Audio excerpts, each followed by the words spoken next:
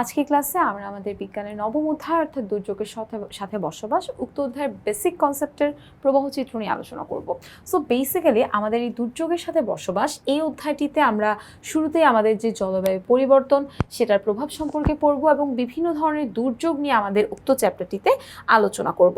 So আমাদের জলবায়ু পরিবর্তনের প্রভাবের মধ্যে দেখো আমরা বাংলাদেশের প্রেক্ষাপট এবং আন্তর্জাতিক প্রেক্ষাপট নিয়ে আলোচনা করব, যেতে করে আমাদের বাংলাদেশে কী কী ধরনের জলবায়ু পরিবর্তনের প্রভাবে প্রবলেম হয়, আন্তর্জাতিকভাবে কী কী ধরনের প্রবলেম হয়, এসব বিষয় নিয়ে বাংলাদেশের প্রেক্ষাপট অনুযায়ী আমাদের ঋতুর পরিবর্তন হয়। যেমন আমরা ছোট থেকেই জানি যে বাংলাদেশ ষড় ঋতুর দেশ, বাট আমরা কি আসলে 6টা ঋতুকে দেখতে পাই কিংবা উপভোগ করতে পারি একই সময় ধরে? ওই যে বলি যে বৈশাখ জ্যৈষ্ঠ মিলে গ্রীষ্মকাল, তারপরে আষাঢ় শ্রাবণ মিলে বর্ষাকাল, জেনারেলি কি এরকম হয়? এরকম হয় না। আমরা দেখি যে বাংলাদেশ এখন বর্তমানে কাইন্ড অফ 3 ঋতুর দেশ হয়ে গেছে, গ্রীষ্ম বর্ষা আর হলো শীত, তাই না? তাহলে এই যে আমাদের ঋতুর পরিবর্তন হয়ে যাচ্ছে, আমাদের দেশে ঘন ঘন বন্যা হচ্ছে, আমাদের কিন্তু নদী ভেঙে নদী ভাঙন হচ্ছে, খরা হচ্ছে, পানির মধ্যে লবণাক্ততার পরিমাণটা বেড়ে যাচ্ছে এবং আমাদের সামুদ্রিক যে প্রবাল সেটার ঝুঁকি বেড়ে যাচ্ছে, বনাঞ্চলে আসলে প্রবলেম দেখা দিচ্ছে, মৎস্য সম্পদ ঝুঁকির সম্মুখীন হচ্ছে, স্বাস্থ্য ঝুঁকির সম্মুখীন হচ্ছে, জীববৈচিত্র্য দেখা দিচ্ছে এবং সাইক্লোন সব বিভিন্ন ধরনের প্রাকৃতিক দুর্যোগের সম্মুখীন কিন্তু আমাদের দেশ বর্তমানে হচ্ছে।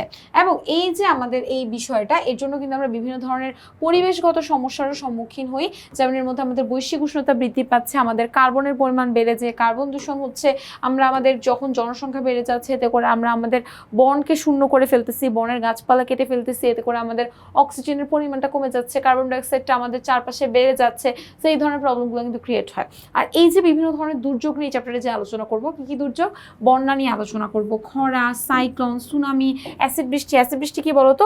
বৃষ্টির মধ্যে আমরা জানি একটু অ্যাসিড থাকে, বাট সেই অ্যাসিডের পরিমাণটা যখন অতিরিক্ত হয়ে যায় তখন সেটাকে বলা হয় অ্যাসিড বৃষ্টি। তাহলে সেই অ্যাসিড বৃষ্টি নিয়ে আলোচনা করব, আমরা ভূমিকম্প নিয়ে আলোচনা করব, এসব দুর্যোগগুলোর আগে পরে, তারপরে এইটা কিভাবে মোকাবিলা করতে পারি, এই সকল জিনিসগুলো নিয়ে আমরা আলোচনা করব। আর আমাদের প্রকৃতি সংরক্ষণশীলতার বিভিন্ন কৌশল নিয়ে আলোচনা করব, যেখানে আমরা সম্পদের ব্যবহার কিভাবে কমাতে হয়, দুর্যোগ থেকে সম্পদকে কিভাবে রক্ষা করতে পারি, একই জিনিসকে বারবার ব্যবহার করা অর্থাৎ রিসাইকেল করতে পারি, সেই জিনিস নিয়ে আমরা আলোচনা করব। ফেলে না দিয়ে নতুন জিনিস তৈরি করতে পারি, মানে ধরো একটা ম্যাটেরিয়াল থেকে আমরা সেটাকে অন্য কোনোভাবে এটাকে ইউজ করার চেষ্টা করতে পারি, প্রাকৃতিক সম্পদকে আমরা রক্ষা করার চেষ্টা করতে পারি, কারণ একসময় এটা কিন্তু শেষ হয়ে যাবে। সো এটাকে আমাদেরকে কি করতে হবে? সংরক্ষণ করে রাখতে হবে নিজেদের ভবিষ্যতের জন্য। আশা করি আজকের ক্লাসটি সকলে খুব ভালো করে বুঝতে পেরেছো। পরবর্তীতে আবার একটি পর্বে সকলের সঙ্গে দেখা হয়ে যাবে। সবাইকে আল্লাহ হাফেজ।